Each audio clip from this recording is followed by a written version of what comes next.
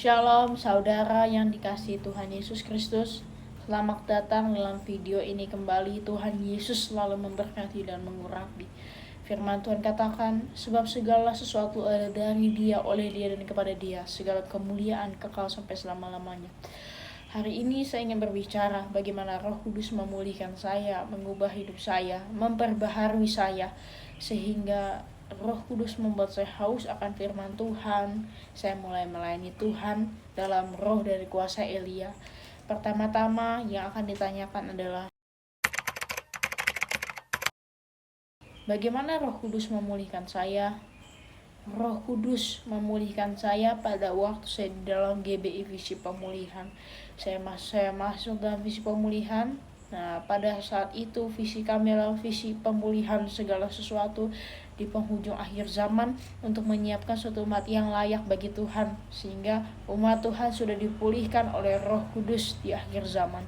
Saudara, ketika Roh Kudus mengurapi saya membuka hati saya katakan, Tuhan, saya minta urapanmu.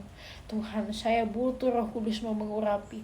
Kalau Rohmu tidak mengurapi, saya ambil nyawa saya. Saudara, tahukah saudara, dulu sebelum saya belum mengenal tentang urapan, sebelum saya diurapi oleh Roh Kudus, saya masih hidup dalam dosa, hidup dalam penyembahan berhala, hidup dalam kedagingan, hidup dalam kecemaran, dan banyak dosa lainnya.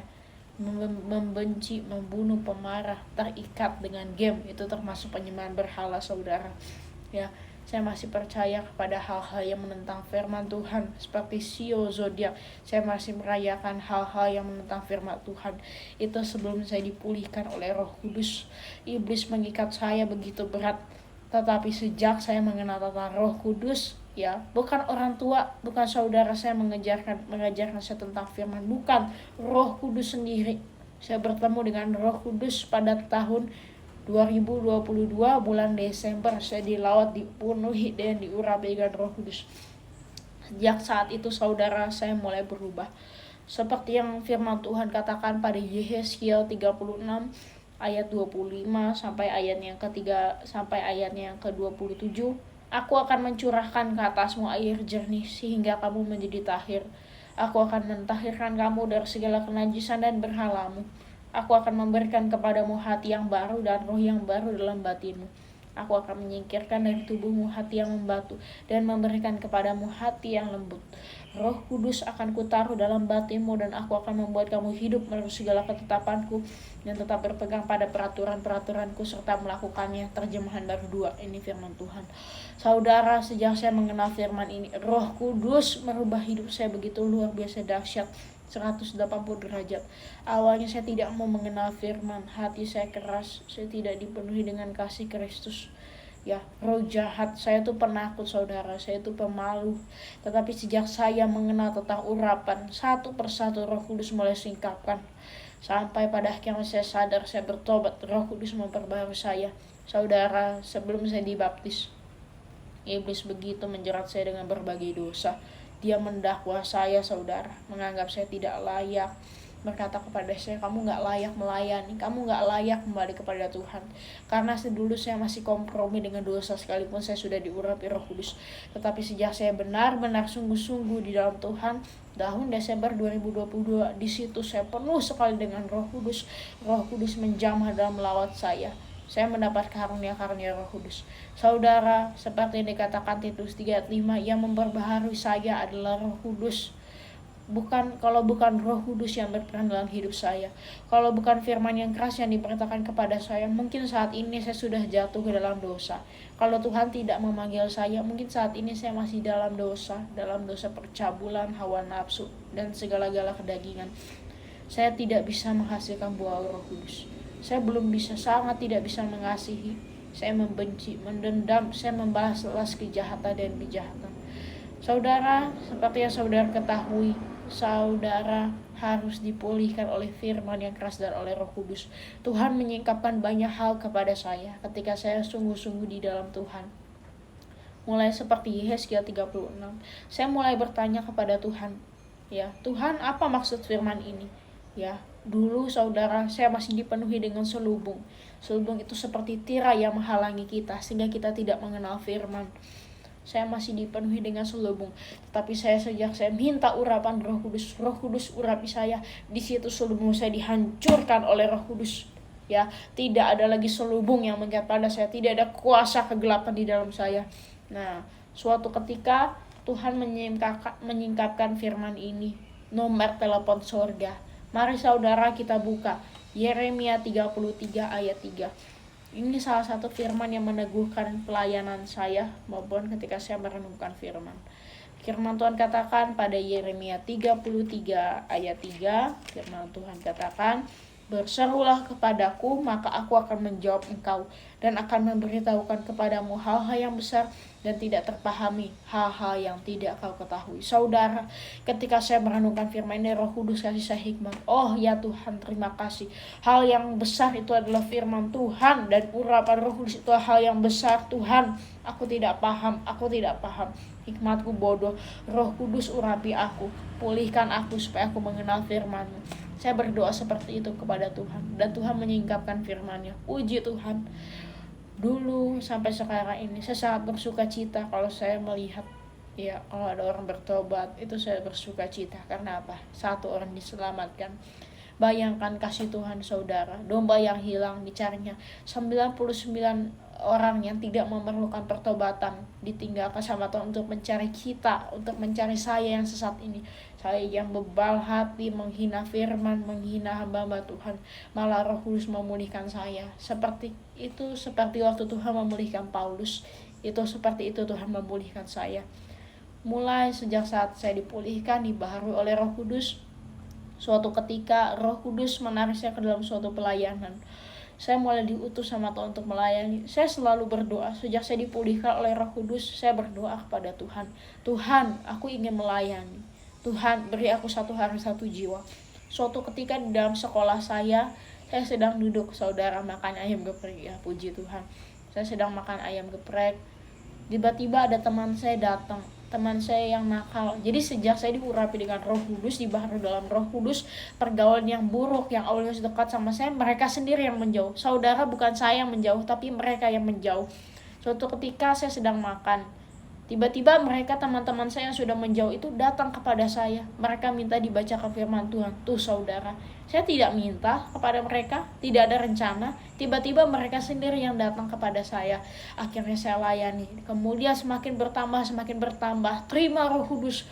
Sejak saya memberitakan tentang urapan, pelayanan semakin berkembang. Ya, memang ada halangan iblis, roh jahat yang mempengaruhi mereka sehingga mereka jauh dari Tuhan. Namun sekarang masih ada beberapa yang bertahan di dalam firman, dalam urapan Roh Kudus. Saudara, sejak saat itu saya mulai melayani Tuhan lebih lagi. Kemudian saya mengadakan komsel keluarga. Suatu ketika ada yang lumpuh, namun saya katakan, dalam nama Tuhan Yesus berjalanlah. Hosanna rana basyikara nama.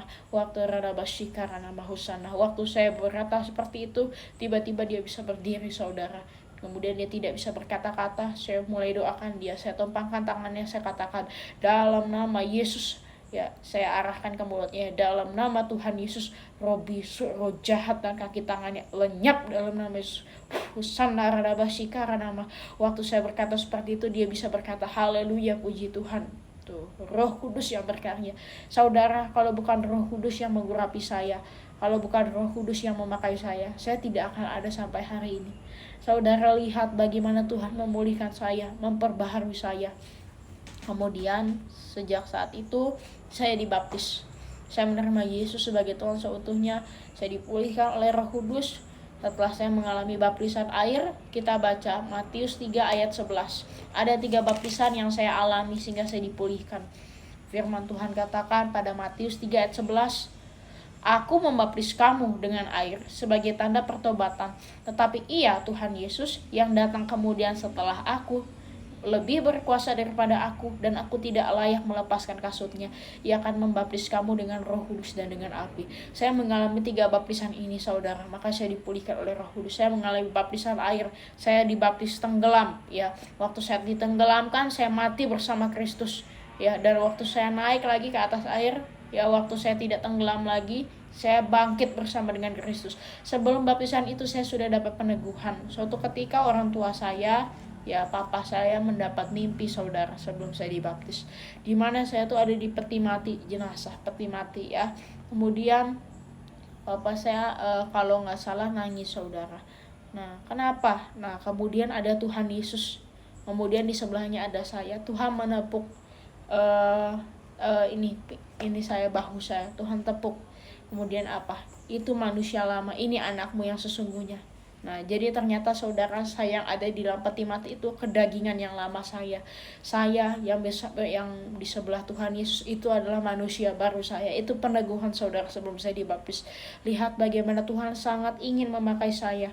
Ya, itu saya mengalami baptisan api. Kemudian saya menerima Roh Kudus dalam visi pemulihan, itu saya mengalami baptisan Roh Kudus dan baptisan api. Saudara, apakah saudara tahu Roh Kudus memberi saya hikmat seperti ini? Emas kalau dimurnikan itu harus pakai api. Waktu emas itu dimurnikan, maka kotoran keluar dari emas itu ya, kotoran-kotoran yang ada di emas itu keluar, sehingga hitam-hitamnya itu keluar. Jadi emasnya itu makin murni, bersih. Kita lihat Matius 3 ayat 12. Alat penampi sudah di tangan Tuhan Yesus. Tuhan Yesus akan membersihkan tempat pengirikannya dan mengumpulkan gandumnya ke dalam lumbung. Tetapi sekam itu akan dibakarnya dalam api yang tidak terpadamkan. Saudara, sekam itu kedagingan saya, kotoran saudara, kotoran saya. Itu dibakar oleh Roh Kudus. Saya dibakar oleh Roh Kudus. Saya mengalami manifestasi. Saya menangis sama Tuhan. Sejak saat itu Roh Kudus memimpin pelayanan saya secara luar biasa. Roh Kudus ingatkan, suatu ketika saya diutus sama Tuhan untuk ke rumah duka. Oke, saya ke rumah duka. Ada temannya papa saya, suaminya yang sudah meninggal ya. Kemudian kami datang ke situ. Nah, Roh Kudus, saya berdoa. Saya takut sama jenazah. Kalau saudara ingin tahu ya, saya itu paling takut sama orang mati. Jadi saya doa, Tuhan, saya takut. Urapi saya Roh Kudus. Saya tidak ingin melihat jenazahnya. Tolong urapi saya Roh Kudus. Penuhi saya Roh Kudus. Hati saya dipenuhi dengan ketakutan. Tapi saya nggak mau ketakutan itu menguasai saya, karena saya sudah dipulihkan oleh Roh Kudus. Setelah saya berdoa seperti itu, saya mulai melayani Tuhan. Kemudian waktu saya nyampai ke sana, saya tegaskan bahwa kita tidak berdoa. Saya tahu, saya bukan berdoa kepada orang yang sudah mati, tapi kepada orang yang masih hidup. Ya, memang saya tidak mengatakan, namun dia juga pasti sudah tahu. Saudara, kita mulai berdoa. Kita berdoa bukan di dekat peti mati, tapi di dekat ini ya, di kursi-kursinya itu. Kalau kita melayat, saudara, waktu saya sedang berdoa, Roh Kudus berkata-kata di dalam saya, jangan takut, jangan khawatir. Akulah suamimu, aku menyertai engkau sampai kepada akhir zaman. Kuatkan dan teguhkanlah hatimu. Janganlah kecut dan tawar hatimu. Roh Kudus terus berkata-kata di dalam saya. Terus Roh Kudus berkata-kata. Saya tidak malu, saya berkata dengan keras. Semua orang melihat saya, semua orang melihat saya berbahasa roh, berdoa. Tapi saya tidak peduli, terus saya berdoa. Yang penting Tuhan dimuliakan. Roh Kudus gak memberikan saya rasa malu sama sekali, tidak ada di dalam saya. Ketika saya selesai berdoa, ibu itu menangis. Karena apa? Apa yang saya katakan dia sudah dengar sebelumnya pada saat malam. Jadi apa yang saya katakan itu sebuah peneguhan. Roh Kudus memimpin perkataan-perkataan saya, saudara. Allah kita itu dahsyat. Dia Allah yang besar, dia Allah yang benar. Allah kita sungguh baik. Dia memulihkan saya. Hati, tubuh, jiwa, dan roh saya dipelihara sempurna oleh Roh Kudus. Saudara, saya juga melayani kembali. Setelah beberapa lama saya jatuh dalam dosa, tapi saya bangkit lagi. Saudara, suatu ketika saya sudah lama tidak melayani. Akhirnya saya doa, Tuhan, sudah lama aku ingin Tuhan melayani lagi ke rumah duka, ke rumah sakit. Suatu ketika saya setelah saya berdoa seperti itu, Tuhan mengutus saya. Tiba-tiba saya diutus Tuhan untuk ke rumah duka. Ada seorang yang meninggal, pamannya atau omnya. Di situ saya nggak mau lihat jenazah. Tapi saya berdoa sama Tuhan.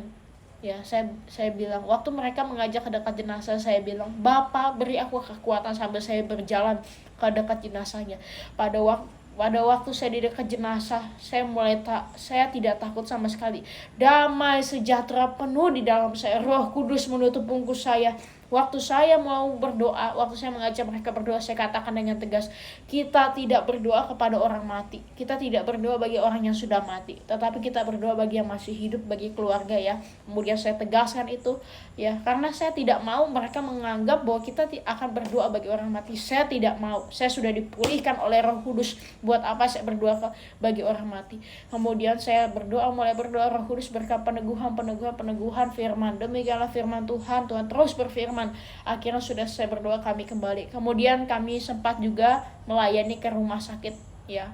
Waktu itu kami tidak usah sebutkan namanya. Dia yang kami layani sudah dipanggil pulang ya, sudah kembali ke rumah Bapa yang di surga. Nah saudara, ketika saya melayani ya ke rumah sakit, dia terkena sakit kanker kalau nggak salah. Saudara, waktu kami lagi berdoa, waktu kami mau masuk, ketika kami mau masuk ternyata cairan yang bikin dia sakit itu keluar banyak.